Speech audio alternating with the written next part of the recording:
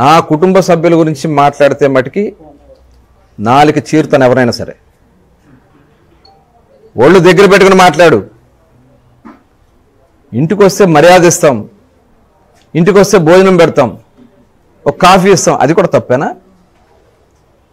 దానికి పిచ్చి పిచ్చి మాటలు మాట్లాడుతున్నాం. ఒళ్ళు దగ్గర పెట్టుకో.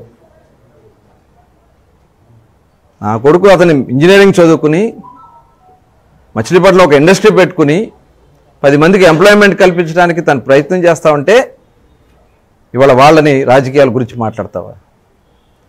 నీకులాగా గంజాయి వ్యాపారం నేను నా కొడుకుని పంపలా, నీకులాగా అచ్చోసిన ఆంబోలాగా రోడ్ల మీద వదిలేలా.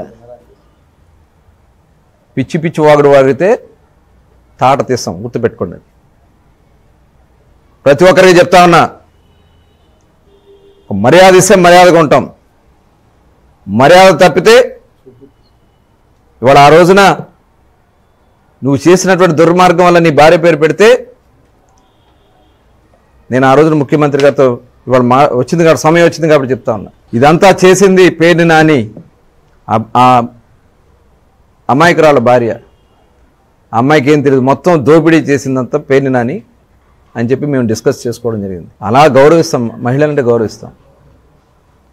మీరు ఇంత నీచానికి దిగుతారా? రాజకీయాల కోసం రోడ్డు మీదకి ఆడవాళ్ళని తీసుకొచ్చే నీచాతి సంస్కృతి.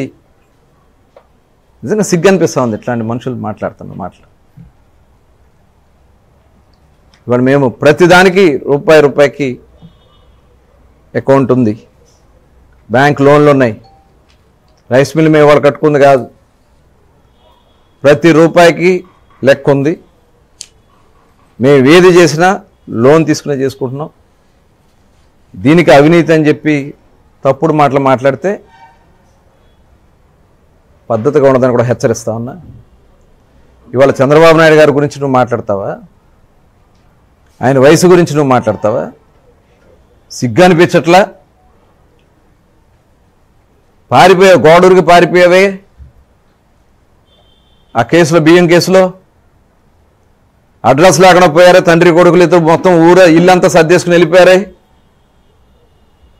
ఏదో పోటుగాళ్ళలాగా వచ్చినప్పుడు మాట్లాడుతున్నావు. గుడివాళ్ళలో గుద్దుతున్నారని చెప్పి ఇంట్లో పడుకుని నన్ను హౌస్ అరెస్ట్ చేశారని చెప్పి సిగ్గు లేకుండా సిగ్గుమాలినటువంటి మాటలు మాట్లాడుతున్నావే. అసలు బాబు గారి గురించి అసలు మాట్లాడటానికి మీకు అర్హత ఉందా? వయసు గురించి మాట్లాడుతూ ఉన్నావు. ఇవాళ 18 గంటలు కష్టపడతా ఉన్నారు. ఇవాళ ఈ వయసులో కూడా ఈ రాష్ట్రం కోసం కష్టపడతా ఉన్నారు. నీ బీపీ షుగర్లు వేసుకుని ముసుగుదాన్ని పడుకునే రకం నువ్వు, అది అందరికీ తెలుసు. ఇంటికి వస్తే సమస్యల కోసం వస్తే తలుపులు వేసుకుని గల్లెట్టుకు పడుకున్న రోజులు పడిగాపులు పడ్డారా? అవన్నీ మాకు తెలీదా? బందర్లో ప్రజలకు తెలీదా? అందరికీ తెలుసు.